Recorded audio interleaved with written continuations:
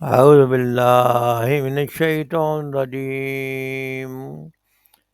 بسم الله الرحمن الرحيم. ولئن أتيت الذين أوتوا الكتاب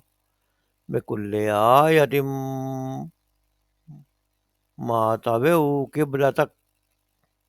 ولئن اور اگر آتایتا آپ لائیں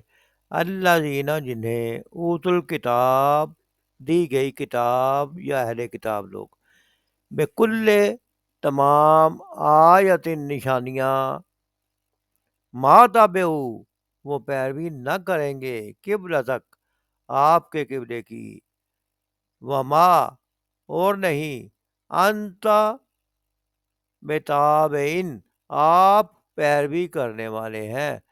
قبلتہم ان کے قبلے کی وما اور نہیں بعدہم ان میں سے کوئی بتابعین پیروی کرنے والا ہے قبلتا بعض کسی دوسرے کے قبلے کی ولئن اور اگر اتبعتا آپ نے پیروی کی اہواءہم ان کی خواہشات کی من بعد اس کے بعد ما جاءکا کہ آ چکا آپ کے پاس من العلم علم انکا بے شک آپ انکا بے شک آپ اذا اب لمن الظالمین لمن میں سے الظالمین بے انصاف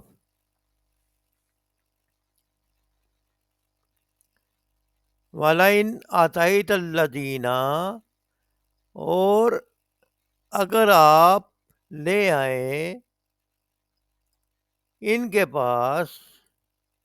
اوت الکتاب جو دیے گئے کتاب بکل آیتن ہر قسم کی نشانی ما تبعو کا قبلتک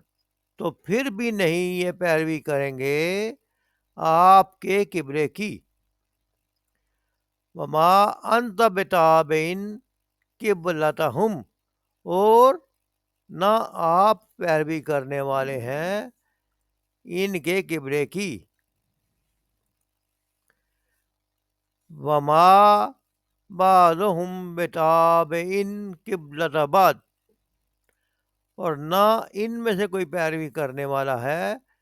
کسی دوسرے کے قبلے کی یعنی اختلاف ہی اختلاف ہے ان دونوں گروہوں میں عیسائیوں اور یہودیوں میں سے بھی ایک دوسرے کا قبلہ ڈفرینٹ ہے اور یہ بھی ایک دوسرے کے قبلے کی پیروی نہیں کرتے وَلَئِنِ اتَّبَعْتَ أَهْوَاءَهُمْ یعنی وہ تو چاہتے ہیں کہ ہم ان کے قبلے کی پیروی کریں ہم ان کی نقل ماریں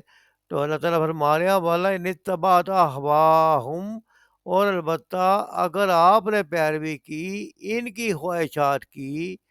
من بعد ما جاءک من العلم اس کے بعد کہ آ چکا ہے آپ کے پاس علم انک اذا لمن الظالمین تو بے شک اس صورت میں آپ ہو جائیں گے یقیناً ظالموں میں سے سورۃ البقرہ کی آیت نمبر 145 کا لفظی ترجمہ پڑھا گیا ہے مفہوم اس آیت کا یہ ہے کہ تم ان اہل کتاب کے پاس کوئی نشانی لے آؤ ممکن نہیں کہ یہ تمہارے قبلے کی پیروی کرنے لگے اور نہ تمہارے لیے ممکن ہے کہ تم ان کے قبلے کی پیروی کرو اور ان میں سے کوئی گروہ بھی دوسرے کے قبلے کی پیروی کے لیے تیار نہیں ہے اور اگر تم نے اس علم کے بعد جو تمہارے پاس آ چکا ہے ان کی خواہشات کی پیروی کی تو یقیناً تمہارا شمار ظالموں میں ہوگا سورہ بقرہ کی یہ آیت اہل کتاب کے رویے کے متعلق بیان کر رہی ہے کہ اہل کتاب کے ساتھ اور ان کا رویہ ہمارے متعلق کیا ہے اور ہمارا رویہ ان کے متعلق کیا ہونا چاہیے۔ وہ ہماری پیروی نہیں کر رہے، وہ حتیٰ کہ جس قبلے کی طرف ہم اللہ نے منہ کر کے نماز پڑھنے کا حکم دیا ہے اس قبلے کی پیروی بھی نہیں کر رہے۔ تو بتایا گیا ہے کہ آپ بھی ان کے قبلے کی پیروی نہ کریں، خانہ کعبہ کی طرف منہ کر کے ہی نماز پڑھیں۔ اور عیسائیوں اور یہودیوں کا آپس میں قبلہ بھی ڈفرینٹ ہے۔ ایک جو ہے گروہ وہ بیت المقدس کی شرقی جانب منہ کر کے اپنی عبادت کرتا تھا، اور دوسرا گروہ بیت المقدس کی غربی جانب منہ کر کے اپنی عبادت کرتا تھا، اور یہ دونوں بھی ایک دوسرے کے قبلے کی پیروی نہیں کرتے، یعنی ہر ایک نے اپنی اپنی شناخت برقرار رکھی ہوئی ہے۔ لہٰذا مسلمانوں کو بھی چاہیے کہ ہم ان کی شناخت کے پیچھے اپنی شناخت نہ چھوڑیں، ان کے ساتھ صلح کرنے کے طریقے نہ نکالیں، ان کی پیروی نہ کریں، بلکہ فرمایا گیا کہ اگر آپ نے ان کی خواہشات کی پیروی کی اس کے بعد کہ آپ کے پاس علم آ چکا ہے تو بے شک اس صورت میں آپ ظالموں میں ہو جائیں گے۔ یہ وعید ہے، قرآن و حدیث کے علم کے باوجود جاہلوں کے پیچھے لگنا ظلم اور گمراہی ہے۔ جو صحیح علم آ گیا ہے اس پر عمل کرنا ہے، اور کوئی درمیانی راہ نکالنے کی کوشش نہیں کرنی چاہیے۔ اس آیت کو اگر ہم سیاق و سباق کے حوالے سے دیکھیں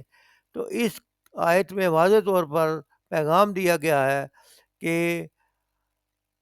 وہ اپنی خون نہیں چھوڑتے، وہ ہماری قبلے کی پیروی نہیں کرتے، وہ ہمارا دین اختیار نہیں کرتے، تو ہمیں بھی ان کا دین اختیار نہیں کرنا۔ اور اس سے پچھلی آیت میں جیسے ہم دیکھتے ہیں کہ مسلمانوں کو ایک علیحدہ قبلہ متعین کر کے دے دیا گیا ہے کہ اب تمہارا رخ جو ہے وہ مسجد حرام کی طرف ہونا چاہیے۔ اسی بات کو آگے بڑھاتے ہوئے بتایا جا رہا ہے کہ اپنی بات پہ پکے رہو، اپنے دین میں پکے رہو، اور ان کے دین کی یا ان کے قبلے کی پیروی جو ہے وہ کرنے سے انسان جاہلوں میں ہو جائے گا، ظالموں میں سے ہو جائے گا، بے انصاف میں سے بے انصافی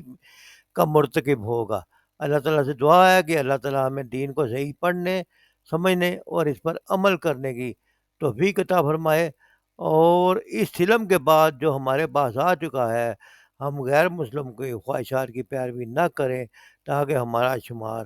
ظالموں میں نہ ہو۔ وما علینا الا البلاغ۔